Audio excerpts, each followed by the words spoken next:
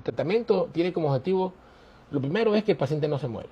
Segundo, los pacientes tienden a ingresar muchos meses al hospital y por cada ingreso hospitalario son 6 meses menos de vida para los pacientes. El segundo objetivo del tratamiento es evitar reingresos hospitalarios. También mejorar su calidad de vida, por supuesto, que el paciente se reintegre a la sociedad. Y para eso hay que inactivar esta enfermedad. Mire cómo es la cuestión. Cuando el corazón está débil y bombea poca sangre hasta todo el cuerpo, todos los órganos mandan señales a la sangre, liberan sustancias, por decirlo así, mediadores químicos. Y esos mediadores provocan en el cuerpo humano una respuesta que compensa un poco inicialmente el déficit del corazón, pero termina empeorando al corazón y provocan que se crezca más y pierda más fuerza. Y todos los medicamentos que yo voy a explicar hoy en la noche bloquean esas señales cardíacas que terminan perjudicando al corazón. Actualmente hay 4 grupos farmacológicos, son obligatorios cuando se le hace el diagnóstico de este tipo de enfermedad. Con el eco, aparte de varios parámetros que se calculan, que se miden, el más importante es el cálculo de la fracción de eyección del ventrículo izquierdo. Con la fracción de expulsión del ventrículo izquierdo se clasifican los pacientes con insuficiencia cardíaca en reducida cuando es menos de 40%, ligeramente reducida cuando es entre 41 y 49%, y preservada se denomina cuando es más de un 50% de fracción de expulsión. Hoy voy a referirme solamente al tratamiento de insuficiencia cardíaca con fracción de eyección reducida, es decir, menos de 40%, porque son los pacientes más graves, son los pacientes que más abundan y son también desafortunadamente los pacientes que peor se tratan.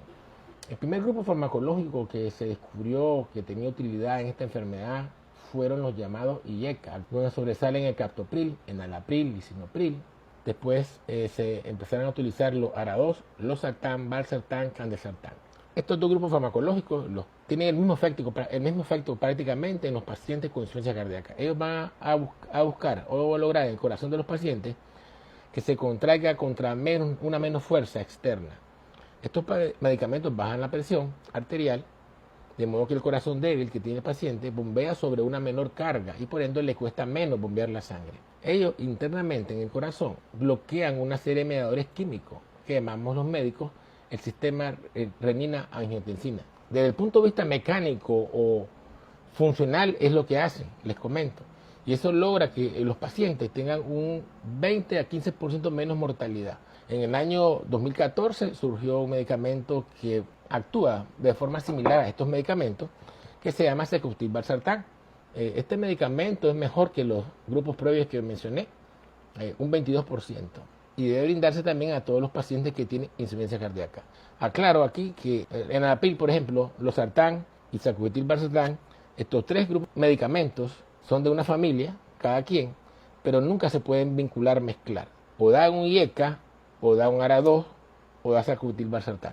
Estos medicamentos mejoran la falta de aire en los pacientes. Importante de estos grupos farmacológicos que he hablado hasta ahora, llamamos vasodilatadores. Deben de darse la dosis más alta que el paciente tolere, sin provocar la hipotensión, ni tampoco mucho aumento de creatinina, ni tampoco del potasio, que son los 2 efectos adversos más importantes, la hipotensión y la elevación del potasio. Por eso en los pacientes hay que vigilar esto. Tienen más riesgo de hacer hipercalemia, que el potasio se suba, aquellos pacientes que ya tienen insuficiencia renal previa, que tengan una creatinina alta o que al calcular el filtrado glomerular les dé menos de 45 mililitros por minuto.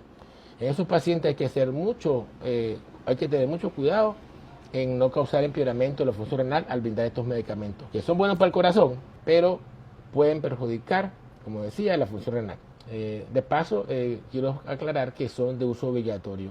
En general se comienza con los IECA, enalapril, lisinopril.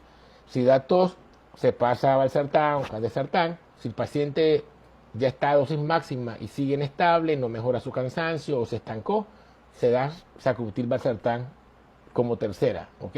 Como refuerzo. Los americanos plantean que usted debe dar mejor a todos los pacientes secukinvalsartán en vez de estos grupos que mencioné anteriormente, porque es mejor. El problema es el costo económico y esto es una enfermedad que lleva de varios medicamentos, seguimiento médico y es costosa.